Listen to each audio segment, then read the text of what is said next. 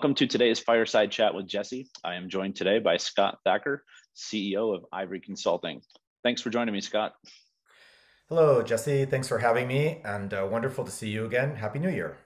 Happy New Year to you too, sir. And that's a beautiful background you chose there. I mean, I know you're not in San Francisco right now, but still, I mean, it's like you're home away from home. It's right there. It is a gorgeous view, and it's a wonderful activity to walk across the bridge. It clears your mind. I highly recommend it. Anybody who visits San Francisco, make sure you make some time to walk across the bridge. It's just a stunning view. So now I need to add another thing. I still have yet to go to Alcatraz, Hmm. but so it looks like we gotta spend some time doing that there. But Scott, for the people who might not be familiar with yourself and equipment finance, I don't know, maybe they've been underneath a rock for their entire life. Do you mind just kind of introducing yourself and your career to date? Sure, happy to. Well, I graduated from business school in 1986, and I've been working in one form or other in the leasing industry and equipment finance since then. And I've been lucky enough to be um, involved in several different businesses. But what's given me the most excitement are the software jobs that I've had, working at Oracle as one of the founders of Oracle Lease and Finance Management, working and starting the equipment finance consulting division of Accenture, and for the last 11 years being the CEO of Ivory Consulting. I love solving problems using software. I think that's where I probably first met you at like an Ops and Tech conference back in the day when you were still with Accenture. So, That's right. so let's talk Ivory if you don't mind. You mind just kind of giving us an introduction? Sure. Ivory Consulting is almost 40 years old, and our founder, Chris Ivory, still works every day. And our primary product is called Super Trump, which is modeling, pricing, and structuring equipment leases and equipment loans. Highly sophisticated to very simple, but our sweet spot tends to be in medium and large ticket transactions. We have two other products as well. We have Portfolio Intelligence, which is a business intelligence application for your lease and loan portfolio.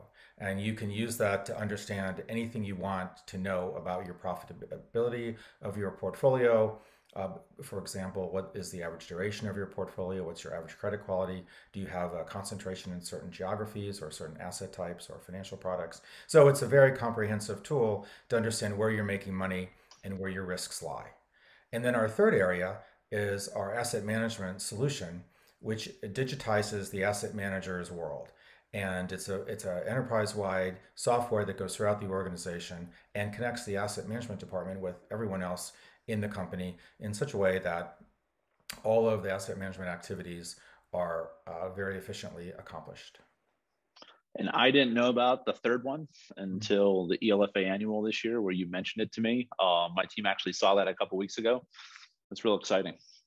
It's our newest product. We started it about 4 years ago. Our design partner was at the time SunTrust, and we worked very closely with them to create the application. And the three main activities that it accomplishes are the asset valuation. Of course, that's the most important part, setting the asset valuation before you execute the lease. But then it also accounts for the termination. And so, for example, if the asset is inspected, you can attach a inspection report and pictures into the software. And then we also look at remarketing and releasing of the asset. So it's a full life cycle of the asset, even if you continue to bring the asset on and off of lease. No, we saw it, and one of our customers actually using it, which obviously tied it into our team, and we really liked it. Scott Martin did a great job. Yeah, thank you. Martin's one of our heroes and our key product manager for our asset management solution. And we're looking forward to attending the ELFA Equipment Management Conference coming up in February. So anyone who happens to be there, please stop by, and Martin will do a great job of showing you all the software solution. Let me know. I think that's in Tucson, so if you're coming to that, let me know. It's coming up soon, and yes, it is in Tucson. Cross your fingers. It actually happens in person, and that Omicron doesn't get in the way of of our enjoyment Sure. of being together. Yep, that's fair. That's fair. Speaking of in-person events, I wanted to talk to you about the trade associations, primarily the ELFA. I know you're very actively involved, on boards with the foundation, everything. Like, so what is like the ELFA, what does that mean to you, Scott? What did that mean to your career in equipment finance? It's one of those priceless situations. I have invested a huge amount of energy and time in a lot of ALFA activities over the years. The first time I attended an annual convention, I believe it was in 1999 or 2000. It was in Palm Desert, and and it was quite a different exhibit hall then than we have now. And it's really been fun to see how we as an industry have evolved in a very positive and dynamic way. And so after that experience, I wanted to get more involved, and so I joined. Uh, well, originally there was an operations committee and there was a technology committee, and then at some point they were combined into the current form.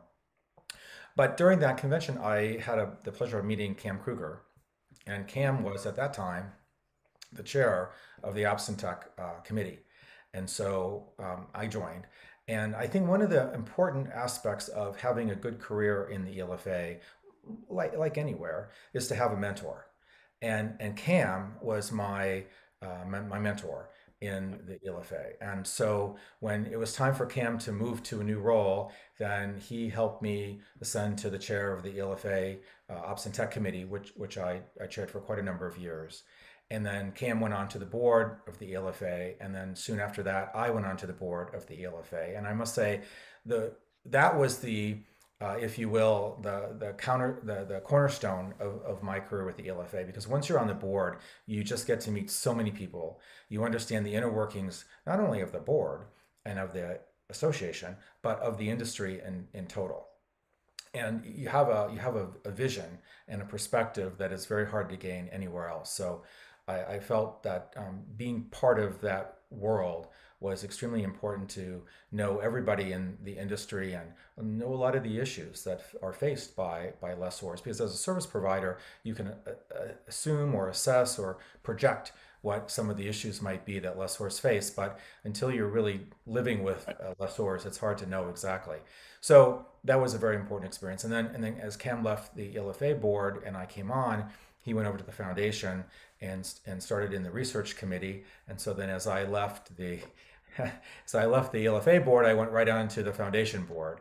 And so I've been involved with the foundation heavily for 10 years. Initially, Jeff Elliott Jeff is part of Huntington Bank. He and I were the co-heads of the research committee, which is the heart of what we do. We publish research. And so that's a great place to start out. That's when Cam was on the board. And then as Cam moved off the board, I became the vice chair and was honored to have the vice chair role for 4 years. And then I just completed my 2-year term as the chair. And it was quite an interesting 2 years because just as I became the chair, COVID hit. And so Kelly Yeah. Nienaber, our wonderful executive director, and I were essentially hooked at the hip, and it was we both committed that the foundation would not go under during COVID under our watch, and so we were very, very careful to make sure that the foundation stayed successful and that no one was too severely impacted, and that's how it did turn out. So now I'm going into what we call the immediate past chair, and that'll be a Okay. 2-year role. So that will be 2022 and 2023. And what's exciting about that for me is that normally the immediate past chair's role is to head the nominating committee.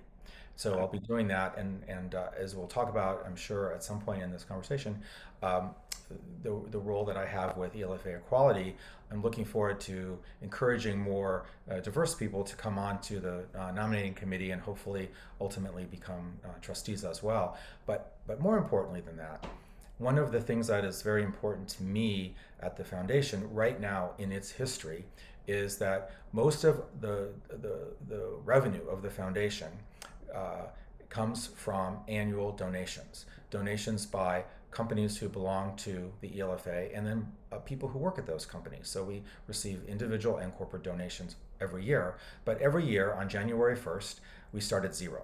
And we have to go out and collect and raise our money every year. So my goal is to try to provide some level of ongoing sustainability for the foundation. And that includes monthly giving campaigns, but more importantly, legacy giving campaigns. So it'll be my job over the next 2 years to bring a legacy giving campaign to our industry and encourage people to take a look at their wills and estate plans and see if there isn't a way to find a spot for the foundation. So, for example, um, the last time I updated my estate documents, which of course fortunately doesn't happen very often, but the last time I did it, uh, I put a gift into my estate document for the foundation, and I'm hopefully over the next 2 years we'll be able to encourage a lot of other people to do the same thing, because that way over time we'll be able to see the foundation have an annual revenue stream that Yeah. is apart from the annual donations. We still need the annual donations, and we'll still be working with all of our individual donors, all of our corporate donors. But to add a sustainability level on top of that will be so important, and in a lot of ways will help take the foundation to an even greater level. Here's the deal with the foundation. Most of what we do is we publish economic research, we publish industry studies, and we conduct outreach to campuses. So we bring people into the industry, and then once we're in, and for those who are already in, we publish lots of research. The more revenue we have, the more research we can publish. So let's bring it on in, do our legacy work, and then over the years, see how many more interesting reports the foundation can publish for all of us. No, that's excellent. And I think I'm doing my first campus visit, or what are they The called? best lecture program. I'm doing the first one with Jeff DeCassola next month here at ASU. So I'm excited for that.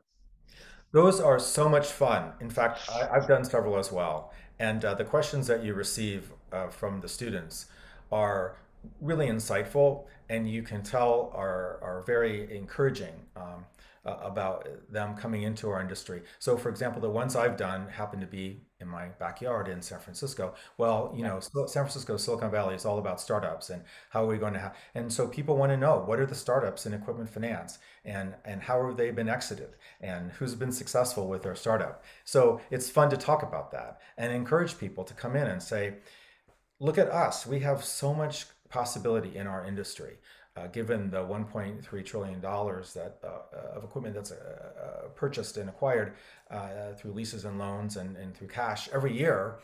There's so much opportunity for startups, especially in the tech space. So the students really enjoy hearing those stories. No, and like I've always wanted to do one, but it was kind of one of those things where it's like I wanted to do one with somebody else first time because to stumble through it, want to make sure it's done correctly. So yeah, um, Jesse, I'm just trying to. you'll do great. It's just like doing a fireside chat, but you're in front of a instead of in front of a Just in, camera, just in front of a bunch of you're 40 like young students. kids that sit there like, what's this old gray haired guy like? What is he really saying right now? He's mumbling through some stuff. It's fantastic, and I'm just trying to think, and when we're in, as we do some of these EFC events, we'll be looking to parlay those kind of into some of the local campuses, as we're there, because why not if we're in the area? One of the things that I learned this year about the foundation was that you don't need to be an ELFA member in order to take a look at the data. So like other trade associations like NIFA or NAELB, I don't even know if it's still called that anymore, but like, am I correct there, Scott, where you don't need to be an ELFA member? You are, Jesse. One of the best things about the foundation is all of our publications, all of our research are available on our website for free. You don't have to do anything to get it. You just have to go simply download it and enjoy it, spread the news, share it with your colleagues. But yes, although we are a sister organization to the ELFA, we believe that we serve the entire equipment finance and related industries. So whether you're working on Wall Street, whether you're working as an independent broker, or anywhere in between, then please download the research and benefit from it. It's all free. Thank you for clarifying. Just always want to make sure of that. But I know you briefly mentioned the ELFA Quality Committee. Let's talk through that initiative, if you don't mind. When did that start? And then, how is that progressing so far, Scott? That started in the spring of 2019. And it was first started because both ETAC, the Emerging Talent Advisory Council for people younger in their career. And the Women's Council were so successful. And so the LFA board thought, well, we really need to have a focus on other people who identify in some way as diverse. And so the board at that point identified a task force. And although I had already left the board by then, I heard about it and I asked if I could be a member of the task force. And so we talked about what we should do. Should we have one big group and put ETAC and women's and this new group all together as one, or should we have three separate? And so we decided that we would have three separate ones. And I met on several occasions with the executive committee of the ELFA board to try to hone in on what it would look like. What was our purpose? What is our mission? What is our vision? What are our objectives? What are our governance programs? And the way we looked at it was that, especially when it comes to governance, if the Women's Council and the ETAC had done it and it was successful, we borrowed it. There was no reason to reinvent the wheel. And so one of the most important aspects of what we now call ELFA equality, which came out of my meetings with the executive committee, was that this was just not about outward facing. This was just not about things that we do at the conferences and the convention, but this is about every day. In everything that the ELFA does, there will be a focus on equality, uh, diversity, and inclusion, and in everything we do. And I was so proud this year at annual convention to introduce the first time women chair of the foundation. So Nancy Pistorio follows me in that role, and it was just so gratifying because of being the person who is the first chair of the equality committee, and then now being able to introduce the first ever woman chair of the foundation. It was a very heartwarming moment for me to be up on stage and to be able to do that. So yes, what happened was, I agreed to be the founding chair of ELFA Equality, and I reached out and compiled a group of about 20 people who I knew from the industry, either were diverse, had a diverse family member, or in some way were connected to flying the diverse flag, so to speak. And so the first time we met was at annual convention in 2019, which was in Washington, D.C. And I'm very proud to say that everybody was with us in that meeting. And what's even better about that, to show the level of commitment that people had for that, some people were not registered for annual convention, but yet they flew into DC to be with us during our strategic planning meeting, so that Wow. 100% of our committee members were with us. And we spent an afternoon in a facilitated strategic planning session deciding what we wanted to do and who we wanted to be and how we wanted to go about executing our work and bringing awareness. And so we wanted to kind of think about how we might unfold ELFA equality over time. So we picked a theme. So our theme for the first year is awareness. Who are we? We're here. What are we doing? What does DEI mean in equipment finance? What does DEI mean in ELFA events and programming? And then our second year was, okay, let's make things happen. Let's do some things. And what we wanted to do, had it not been for COVID, was to have our first ever equality forum, which would have been an in-person event. We had all these grand visions and plans to bring in outside speakers and just help people understand what it's like Right. to have a culture that's focused on DEI. And then a third year, our theory was that we would be mainstream and that just everything happening in equipment finance has this DEI component. So we still have those three annual theories of how we want to put ourselves forward, but because of the pandemic, we're a bit behind. So now we're planning, and mark your calendars, please, everyone. We're planning for our first ever DEI Equality Summit to be in November of 2022. So we've got just under a year of planning, and we hope that it'll be a really exciting event. It'll be held in Washington, D.C., and all the details are TBD. But I feel that since I've done this, or since this has been announced publicly at convention in 2019, I have received so many emails from people around the industry, and everyone's been positive. I have yet to receive a single negative vibe in verbally or in writing from anyone, and it's so heartwarming to know that everyone in our industry seems to be so accepting and so willing and so important feeling towards having a DEI initiative, not only with the ELFA and its events, but with our member companies. So whether you have a very sophisticated DEI program already, like let's say the big banks, or whether you're a small lessor and you don't have any, but you want to have something, we're here to help. One of the best resources that we have created, the committee collectively, we're able to pull this together, is on the ELFA website.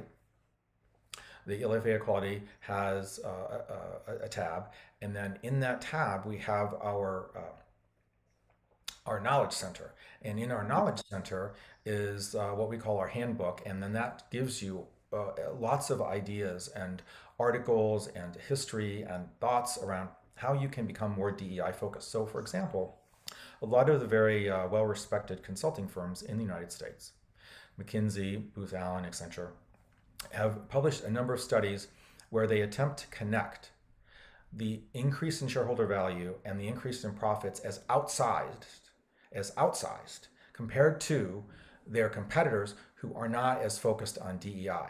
So the theory Wow. is the DEI focused companies have more creativity because they have more diversion of thought. And they may have more creativity because they hire people that want to be part of a DEI focused culture. And often those are people that are in some way more attracted to that business. And so what these studies aim to prove is that yes, if you are a very DEI focused culture, then you are more likely than not to have greater shareholder value and greater profits than your competitor who doesn't. So there's so many resources that we're in the process of accumulating. We have a LinkedIn group, ELFA Equality. Please come and join that. And there's so much work that we'd like to do in the coming years, and we still have all of our plans to unfold for 2022. But the good news is, in closing, that for all of the events that ELFA delivered in 2021, we had some type of an equity event. It was a panel discussion, it was a webinar, it was a podcast. We had an in-person reception at annual convention in San Antonio just this past October. So we're here, we're everywhere. If you'd like to get involved, please join. And I think you'll all find, everybody will find that this has been a remarkable change for the industry.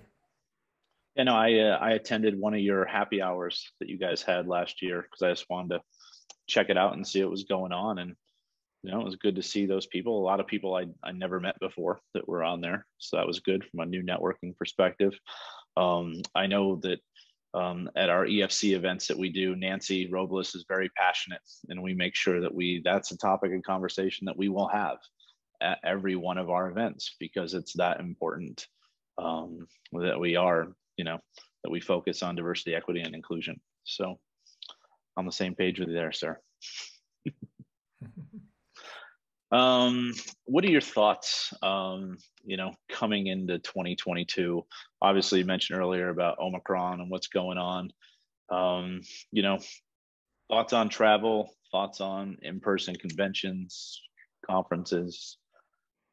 Too early to tell. It's You only the know, 4th, so. Jesse, that's really tough because probably like you, I know a number of people that are vaccinated and have their booster shot and are getting sick. And I also know of a number of events outside of the LFA that have been either canceled or gone to a hybrid. I believe CES now is hybrid. In my backyard, the annual JP Morgan Chase Healthcare Conference in San Francisco has been completely canceled. So in some ways, it feels like we're back to the original beginning of COVID. The bright spot in that is, of course, as we all know, people aren't suffering the way they did in the early days because of this variant. One of the things that I am intrigued with in being a tech person is that everybody talks about how technology adoption was accelerated so significantly over the last couple of years.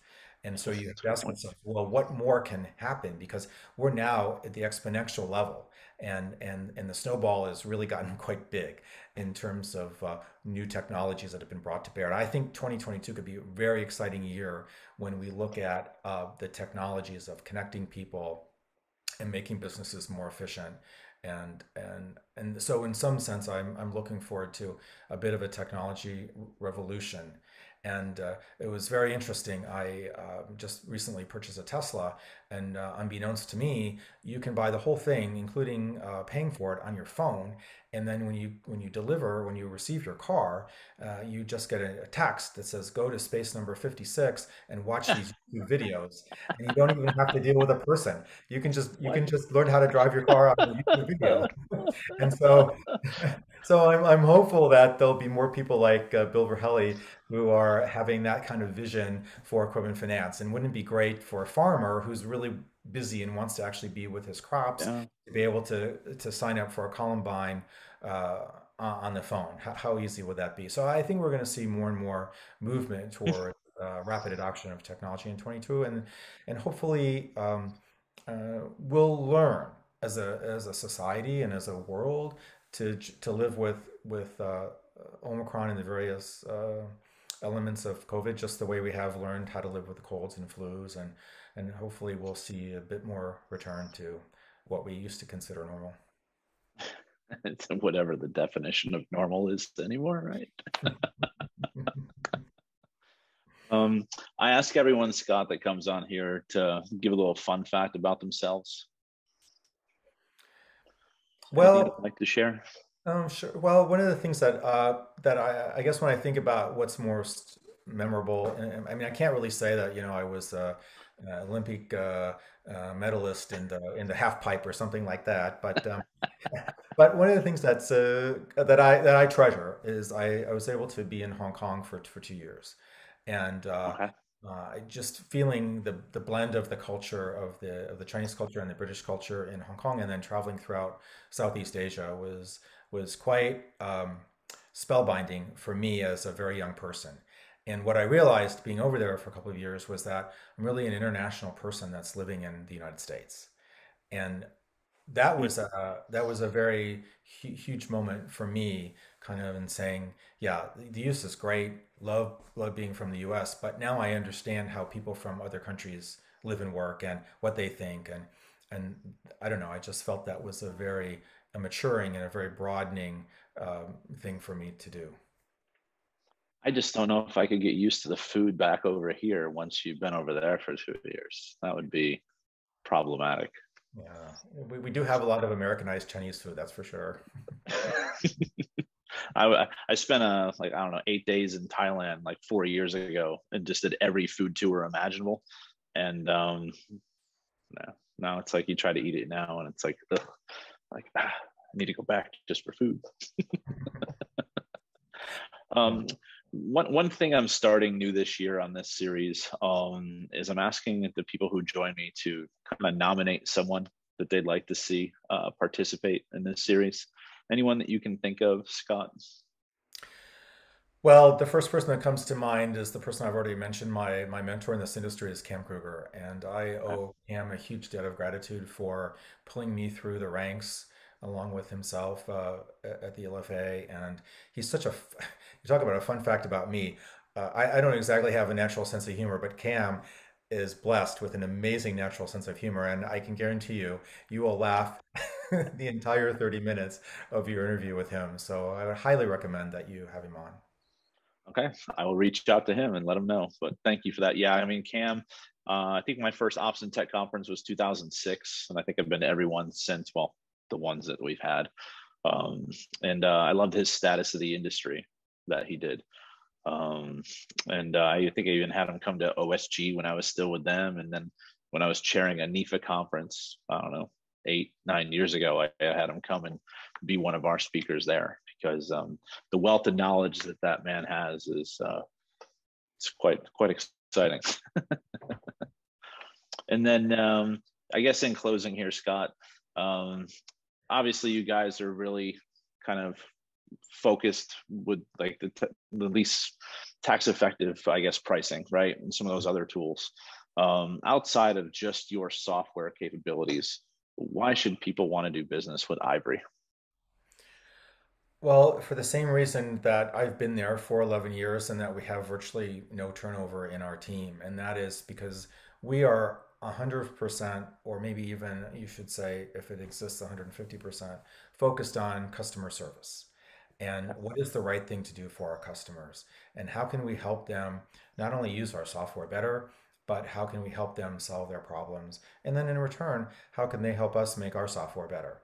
Super Trump started out with the same theories and the same mathematical formulas 35, 40 years ago, but it's exploded over the years because our customers call us and they either ask us to put something in the software or they talk to us about how to use the software and we realize that there's something that we could add that would make it better. But it's a great place to work. I think that the focus that we have on team orientation and the focus that we have on customer success, customer satisfaction is exemplary. And that's what I'm all about. And if that ever went away, then I would go away because I'm here because of our customers and I'm here because I want to advocate for the best outcome that all of our customers can have, not only using our software, but just in general. And because of the huge involvement I've had with the industry, even though I'm not a lessor, I feel like I buddy up with all the lessors and I know what they're thinking and I know what their problems are and that's that level of empathy is what I think makes Ivory great is because we know what our customers are thinking, how they're managing risks, what they're focused on, and we want to continue to grow with them every year in and year out. Thank you very much. That's exactly my view on business. Customer centricity goes a long, long way. So thank you for sharing that, Scott. And thank you again for your time today. Look forward to hopefully I'll see you in February. Never know. Let me know if that's in person when you get to town. Give me a shout. Love to, Jesse. Thank you very much. This was so much fun, and I think you're making a huge impact to the industry by having people on these, and so that especially so the younger people coming into our industry can learn from some of us that have been around for a longer period of time. And this was very enjoyable. Thank you very much. Thank you, Scott. You have a good day, sir. Take care. Bye bye.